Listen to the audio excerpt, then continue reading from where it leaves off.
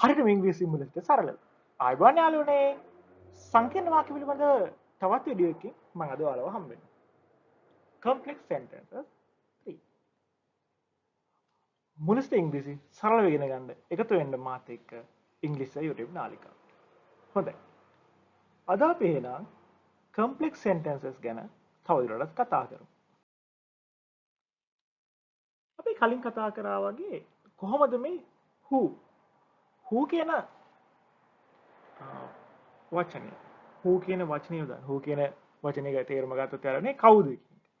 අපිට එතකොට වාක්‍ය දෙකක් සම්බන්ධ කිරීමට යම්කිසි පුද්ගලයෙක් පිළිබඳව කතා කරන වාක්‍ය දෙකක් සම්බන්ධ කිරීමට මෙන්න මේ කියන who කියන ප්‍රශ්නවාචී පදේ WH question එක අපිට යොදා ගන්න පුළුවන්. අපි බලමු එහෙනම් මේ විදිහට who යොදාගෙන අපි මේ ඉගෙන ගත්ත එක නැවත මතක් කරගමු. මට කියන්න අවශ්‍ය වාක්‍යයක් යම්කිසි වූ තැනැත්තෙක්.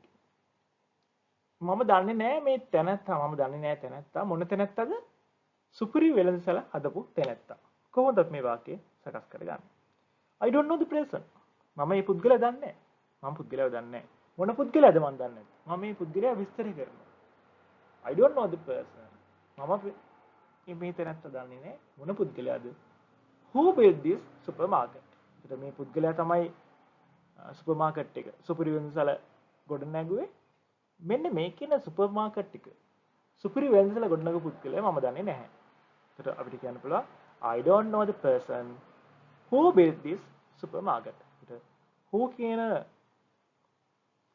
WH question එකෙන් මේක අපි වාක්‍ය දෙක සම්බන්ධ කිරීමට යොදා ගන්නවා. ඒතර නැවත අපිට මෙතනදී ඇත්තටම වෙන්නේ හලුවනේ මේ වාක්‍යයේ person කියන එක. මෙතනදී person කියන එකේ දෙන්නේ object එක විදියට කර්මය විදියට මේ කර්මය විස්තර කිරීමක් සිදු වෙනවා. මේ පුද්ගලයාව අපි විස්තර කරනවා. මොන පුද්ගලයාද? සුපර් මාකට් එක හදපු පුද්ගලයා. I don't know the person. පළවෙනි වාක්‍යය. ඒ වාක්‍යයේ person කියන කර්මය අපි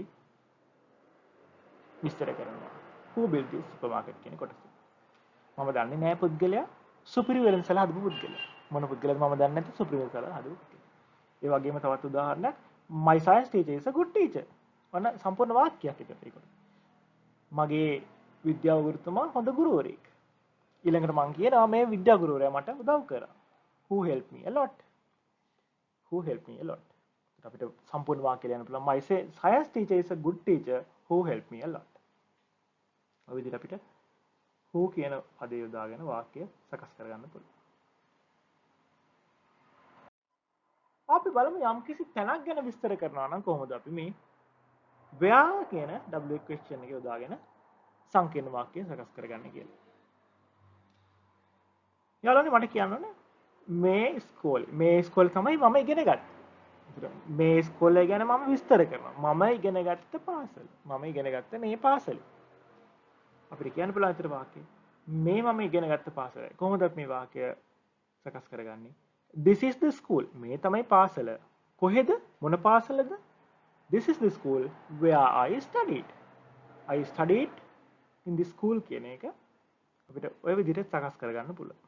අපි මෙතනදී පාවිච්චි කරනවා where කියන WH question එක. සංකීර්ණ වාක්‍ය සකස් කර ගැනීම සඳහා. තවත් උදාහරණයක් බලමු. That is the junction. අන්න අරක තමයි මාංශාන්දිය. අන්න අරක තමයි මාංශාන්දිය. මොකද්ද මාංශාන්දියේ විශේෂත්වය? විස්තර කරනවා. Where I met with an accident 2 years back with my brother. ඔන්න මම මෙතනදී තරමක් දිග වාක්‍යාංශ කොටස ලෙස යොදාගත්තා. I met with an accident. මම අනතුරකට මුහුණ දුන්නා. 2 years back. ඔන්න ඔය විදිහට අපිට ඉංග්‍රීසි වාක්‍යයක් සකස් කිරීමේදී ඉංග්‍රීසි වාක්‍යයක් තියෙනවා නම් මේ වාක්‍යය අපිට සිංහල තේරුම සොයාගන්න පුළුවන්. ඔය විදිහට වාක්‍ය කොටස් විදිහට ඒ කියන්නේ තේරුම් ගන්න උත්සාහ කරා. එතකොට වාක්‍ය තේරුම් ගන්න ලේසියි. I met with an accident. ඔය කොටසෙන් විතරක් අපිට වාක්‍ය නතර කරන්න පුළුවන්. මම හදිසි අනතුරකට මුහුණ දුන්නා. කවද්ද? 2 years back. වසර දෙකකට පෙර. ඊළඟට තවදුරටත් අපි adjective එකක් with කියන adjective එක with කියන නාම විශේෂණ දාගෙන with my brother. with කියන්නේ සමග කියන නිපාතය දාගෙන තියෙනවා my brother. with my brother. මගේ සහෝදරයා සමග වසර දෙකකට පෙර හදිසි අනතුරකට මුහුණ දුන්න තැන තමයි මේ මං කියන්නා වූ මන්සන්දිය. මං කියන කොහොමද වාක්‍යය? That is the junction where I met with an accident 2 years back with my brother. මම වසර දෙකකට පෙර මගේ සහෝදරයා සමග අනතුරකට මුහුණ දුන් මන්සන්දියයි. අර පේන්නේ that is the junction. අර තමයි මන්සන්දිය. කොහෙද? මොන මන්සන්දියද? I met with an accident. මම හදිසි අනතුරකට මුහුණ දුන්න. කවද්ද? 2 years back with my brother. අවුරුදු දෙකකට කලින් මගේ සහෝදරයා සමග. ඔය විදිහට අපිට වාක්‍ය සංකීර්ණ වාක්‍ය බවට පත් කරගන්න පුළුවන්. තව උදාහරණයක් ගමු යාළුවනේ අපි why කියන W question එක ඇයි කියන අර්ථය යොදාගෙන. මෙතනදී අපි ඇයි කියලා අපි දෙන්නේ යම්කිසි කාරණාවක්, යම්කිසි හේතුවක්.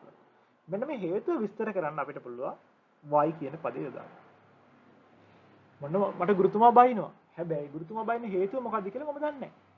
ඒත් මට කියන්න පුළුවන් ගුරුතුමා පන්තියේදී බැන්න හේතුව මම දන්නේ නැහැ මොකක්ද කියලා. කොහොමද මේ කියන්නේ? I don't know the reason. මම හේතුව දන්නේ නැහැ. නේලවන්නේ අපි කියනවා I don't know the reason why my teachers scolded me at the class. වාක්‍ය දෙක වෙන්නේ කොහොමද? I don't know the reason my teachers scolded me at the class. ඔය දෙක අපිට why කියන W question එකෙන් එකතු කරගන්න පුළුවන්.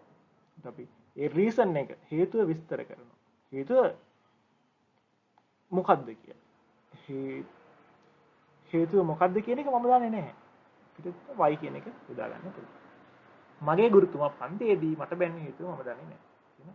I don't know the reason why my teachers scolded me at the class. ඔය විදිහට අපිට සංකීර්ණ වාක්‍ය තවදුරටත් කියන්න. එහෙමනම් යාළුවනේ තවදුරටත් අපි තවත් පාඩමකින් හමුවෙමු. මම ඉංග්‍රීසි YouTube නාලිකාවෙන් මාව subscribe කරලා නැත්නම් අදම subscribe කරන්න. හරියටම ඉංග්‍රීසි මුල සිට සරලව ඉගෙන ගන්න. Thank you.